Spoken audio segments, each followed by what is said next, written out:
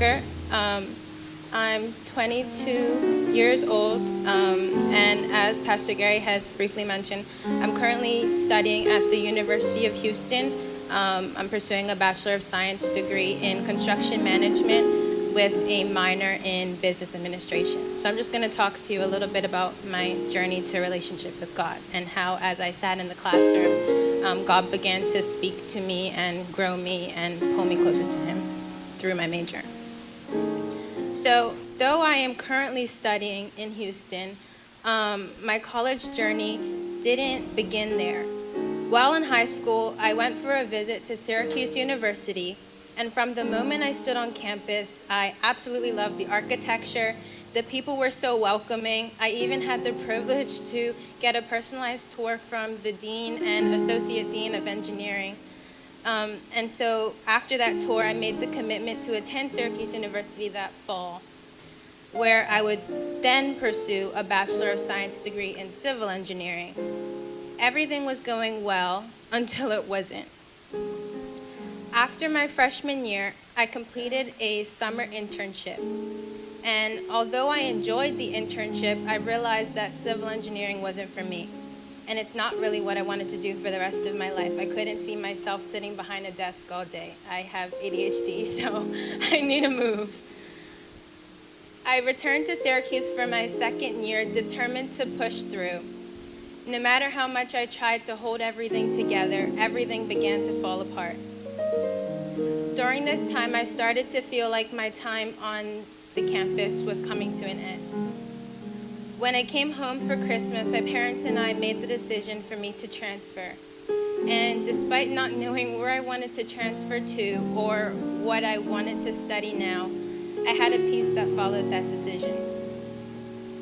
After a long transfer process, all roads led to the University of Houston.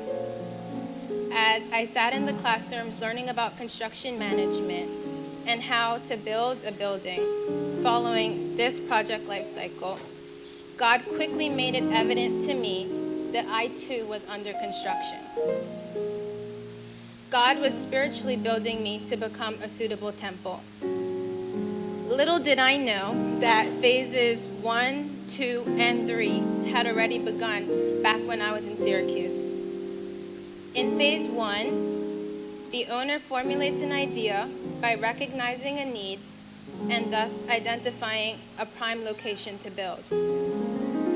Then a feasibility study is performed in phase 2, where a market assessment is carried out and cost is considered. Phase 3 is the creation and design of the plans. And so God, the owner, architect, and engineer, had already determined that Syracuse was not the place where He wanted to build me. God interrupted my plans to implement His purpose and plan for my life. And so He strategically placed me in Houston, His chosen land to build.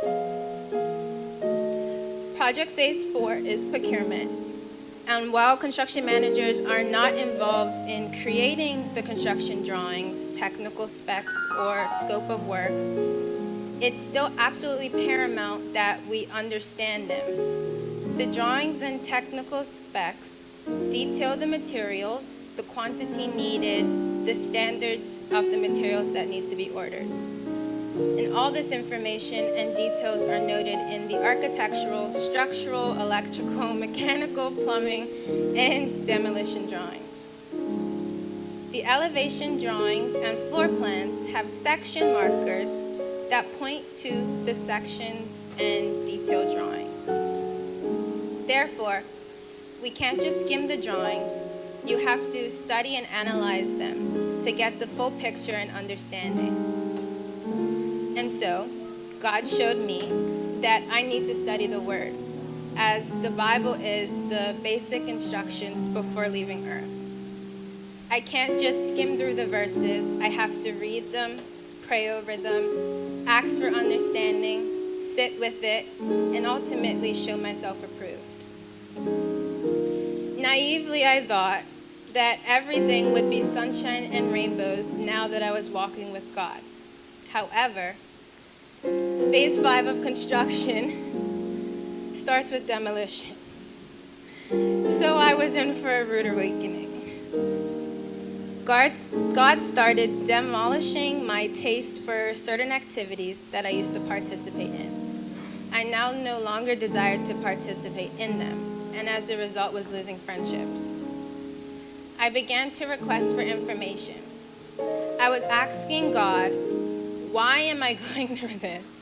I was so confused why he moved me from Syracuse when Houston at the time didn't seem any better. And I asked God to show me how good it can get. With my old self now being demolished, I was now prepared for excavation.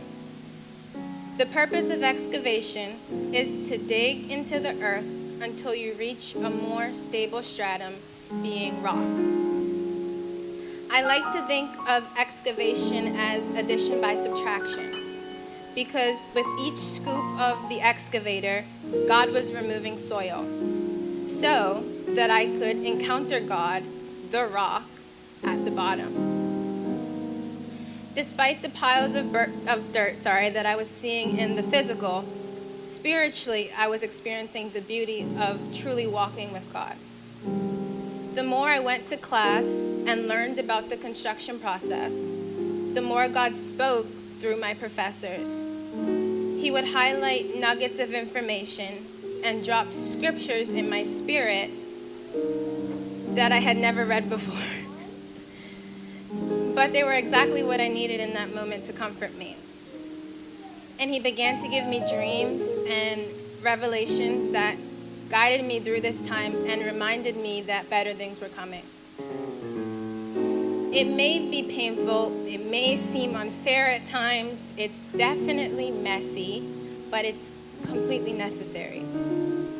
You can't rush the construction process, and that goes for every phase, but especially when you're excavating. Because if you rush and you don't dig enough, everything else you build afterwards is in vain. The building will fail structurally, and you'll have to redo all the work, which has a cost. Recognizing this, my prayer shifted from, God, get me out of this, to help me wait well. Excavate everything out of my heart that has nothing to do with you, that doesn't reflect your character, that doesn't align with your will for my future, and pour in a new foundation. Remove anything that is filling the void that you want to fill. The foundation consists of footing, which rests directly on the rock, a wall, which is built on the footing, and a concrete slab, which is the part that is visible at the top. These three pieces together are the foundation. The foundation ensures the stability, the durability, and safety of any structure or building. God made it evident to me that my stability doesn't come from my career. It doesn't come from any material thing or the money that I'll make. He truly showed me that my stability and safety comes from Him. Once God completes the underground work and the foundation has been tested and ultimately approved, then the framing, the walls, the electrical, mechanical, and plumbing elements, the roof, the doors, windows, and all the finishes can now be constructed and installed.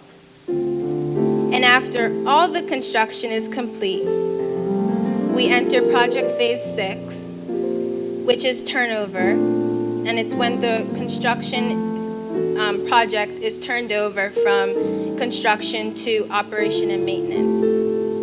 And then in phase 7, we are called to operate, reflecting the fruit of the Spirit. As the people drive by to see the new completed build, I now have the responsibility to do what I'm doing today and share my testimony and go out and make disciples. While I may now be in operation, I'm human, so there is definitely a continual maintenance process. That leads us to the final phase, being disposal. And as Pastor Gary has been discussing in this series, we aren't just built for now, we're built for eternity.